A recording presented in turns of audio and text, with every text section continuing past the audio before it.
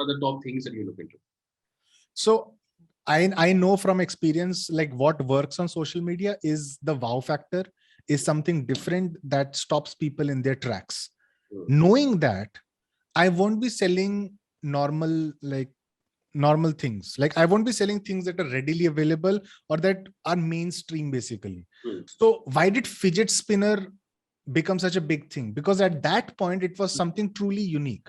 Now if you say, now it's a mainstream, now everybody knows about fidget spinner. Even if you create a very unique looking fidget spinner, it won't give you the ROAS that it used to give people that back then, right? It will sell, it will maybe sell because if you've created something truly unique as a fidget spinner, but yeah, it won't be as good. So same for like when you're starting, let's say you're doing your product research. So don't say, let's say you want to sell paper. All right. So you have got stacks of paper that you want to sell. So that paper should either be, let's say, a black colored paper with a silver color pen, right? And when you write on it, it sparkles and rainbows are formed. So people want to see these kind of things come up in videos, like something interesting that they have never seen. Of course, as a paper shayad exist na karta, but actually, honestly, as a hai, there is actually a brand that sells black color paper. Unka, I think BLVCK करके brand है इनका.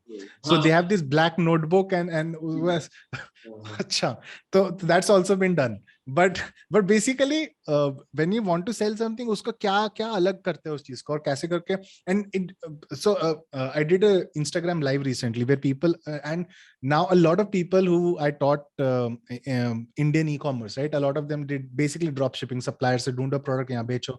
Now a lot of them have made enough money to graduate into branding, right? So a lot of questions were about branding, which comes to an interesting discussion, because this is something that I want to work on, maybe release a video in the future also. But branding is a very difficult thing to teach. Like it's not as easy as अपने ठप्पा लगा दिया एक T-shirt के ऊपर और फिर बोलने लगे ये हमारा ब्रांड है. ये ऐसे तो कोई भी कर सकता है. एक बैग अगर आप सेल कर रहे हो, वो कर देता हूँ, one second. हाँ, continue. तो अगर if you are selling a bag के ऊपर आपने लेदर वाले को बोला एक ना ऐसे ठप्पा लगा दो, ये एम्बॉस कर दो, एंग्रेव कर दो, और बोला कि मेरा ब्रांड बन गया. It's not as easy as that. ठीक है, that is one part of it कि आप अपने जो भी प्रोडक्ट आप सेल कर रहे हो उसको आप अपने ब्रांड के थ्रू सेल कर रहे हो, रादर देन कोई जेनेरिक ब्रांड है, कोई ब्रांडिंग ही नहीं है, चलो आप वो एक ब्रांड लगा रहे हो, ठप्पा लगा रहे हो. But that is just that ठप्पा. उसके अराउंड ब्रांड की स्टोरी क्या है, वो क्यों किसी को अपील करेगी, क्यों बंदे उसके अंदर एंगेज होंगे, क्यों खरीदेंगे आपसे. तो there are many things that go into branding, which is I think something that people need to like, वो सिखाना बहुत जरूरी है. मेरे को उसके बारे में सोचना पड़ेगा, because there is no strict formula. अब नाइकी क्यों इतना पॉपुलर, तुम ऐसे नहीं बोल सकते. There is many different things that come into play. तो अगर एक जेनेरिक ब्रांडिंग को लेके नहीं बोल सकते, but there are certain traits, like if you see I'm not talking about household names wala, but brands that maybe small time entrepreneurs like you and I can create. तो उन brands का certain traits होते हैं, which I'm figuring out also, क्योंकि मैं भी अब 2 brands run कर रहा हूँ, which I think will give उसको लेके बाद में बात करूंगा, मैं बनाऊंगा कुछ interesting सा. Nice, makes sense. हाँ, मैं agree करता हूँ. तो आप ये कह रहे हो कि अभी भी लोग ड्रॉप शिपिंग या इंडियन ड्रॉप शिप करें, बाहर ड्रॉप शिप करें, किसी भी वे में करें, घुसे, बिल्कुल घुस सकते हैं. लेकिन अगर वो ट्राई करेंगे वही घिसी पिटी चीजें या इधर उधर से देख के कुछ बेच लिया, तो सक्सेस मिल भी सकती है और नहीं भी मिल सकती है, और उनको बहुत मैसिव सक्सेस मिलने के चांसेस कम है, क्योंकि कुछ न्यूनेस नहीं है उसमें. That's what you saying, right? Uniqueness नहीं है, राइट? यूनिकनेस नहीं, एग्जैक्टली. तो लोग घुसे उसमें, जितना ज्यादा लोग उस चीज को ट्राई करेंगे, द मोर दे ट्राई, उतने ज्यादा उनको और ज्यादा चीजें समझ आएंगी. They gonna understand more things. उसमें they want to have the ability to pivot, or let's say add their own taste to it, maybe add some uniqueness to it. वो actually present और future है e-commerce का. And then of course you spoke about branding, and I totally get it. Abhi this apparel brand that we're building, this is the number one thing that we're focusing on right now. That ठीक है, everyone could be selling a t-shirt, like, but how do you differentiate yourself from everyone else? This one thing that you mentioned about the hook, that's very important. That, what makes you different? What are your USPs? Why should people buy from you? And how do you position yourself in the marketplace? How do you show yourself in the marketplace? वो बहुत जरूरी आ जाता है. And then of course physical aspects आ जाते हैं. जैसे आप वो BLVCK वाला बता रहे हो. I've seen their ads. I've seen their website. It looks beautiful. I mean, products वही है, जो आपको शायद मिल जाएंगे, लेकिन the way that they're selling it, the feel of the website, then you see their unboxing videos. तो जब वो प्रोडक्ट उसको मिलता है, right, beautiful, you know, it's an experience. And I think it's rightly said that teaching branding to someone is very difficult because it's very intuitive and you learn from experience. आप experience से सीखोगे, आप इतना कुछ देखते हो फिर, and it right. also figures out your creativity ना, कि आप कैसे creative उस चीज में हो जाते हो.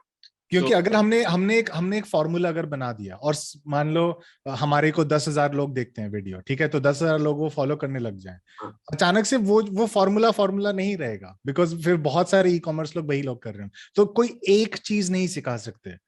We can basically maybe teach concepts that point somebody in the right direction कि this is how you should think about branding, और आगे they can take a decision how they want to proceed.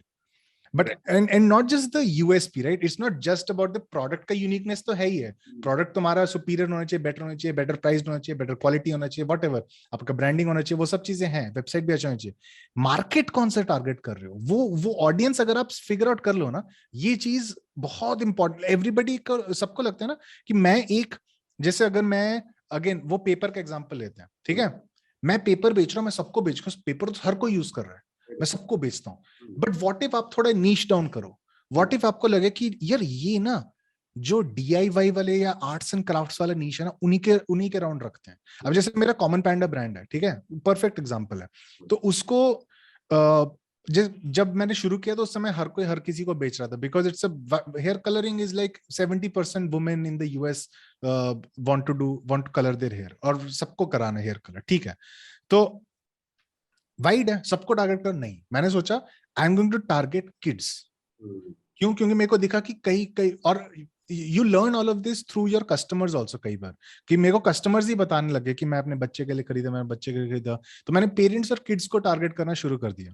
And मेरा पूरा brand, अब मैं branding जब मैं बोलता हूँ, मेरा सोशल मीडिया प्रूफ, मैं जो इमेजरी यूज कर रहा हूँ, मैं जो वर्ड्स यूज कर रहा हूँ, मेरे जो कस्टमर सर्विस तक जो ट्रेंड है, उनको ट्रेंड है कि आप पेरेंट्स से बात कर रहे हो. और बेसिकली होता है ना, जैसे यू क्रिएट अ कस्टमर अवतार जो बोलते हैं, हाँ अवतार, हम तो हिंदी है, अवतार बनाना है. कस्टमर अवतार, मेरे को वो वर्ड उतना, चलो आप एक आइडियल कस्टमर बना रहे हो कि आपका ऐसे टाइप का है, तो मैंने वो पिन पॉइंट कर लिया. तो हाँ, मेरे को ऑर्डर्स आते हैं अभी भी फ्रॉम, मान लो टीनेजर्स ऑर्डर कर रहे हैं या फिर यंग एडल्ट्स ऑर्डर कर रहे हैं, डिफरेंट लोग ऑर्डर कर रहे हैं, लेकिन बूढ़े लोग भी ऑर्डर कर रहे हैं, लेकिन मैं टारगेट कर रहा हूँ पेरेंट्स विद किड्स. मैं उन्हीं को मेरे एड की कॉपी उसके अराउंड होगी, मेरी सारी इमेजेस उसके अराउंड, सब कुछ उसके अराउंड होगा. तो this also creates a differentiating factor and that also helps with your branding. सबसे डिफिकल्ट चीज लोगों के लिए यही तो होती है. अब जब कोई मार्केट में घुसता है, जो स्पेशली जो नया आ रहा है, उसको लगता है दैट भाई मैं तो इसको भी बेच सकता हूँ, मैं उसको भी बेच सकता हूँ, मैं उसको भी बेच सकता हूँ. एंड आई थिंक वहीं पे लोग मात खा जाते हैं. एंड ऐसा नहीं है कि वो काम नहीं करता. I mean getting sales doing that is possible, but then it's very hand to mouth, you know. I mean, you will get sales, but you would never be able to have a very good ROI, let's say, a very good ROAS or repeat customers, because you were busy, you know, serving everybody. And then there is someone who comes in who's just serving one audience, which is a lot smaller than your audience, but वो उसको इतना अच्छे से सर्व कर रहा है कि वो बहुत बड़ा है, you know, उसके ROIs बहुत अच्छे हैं, ROAS बहुत अच्छा है. I think यहीं पे पूरा गेम आ जाता है.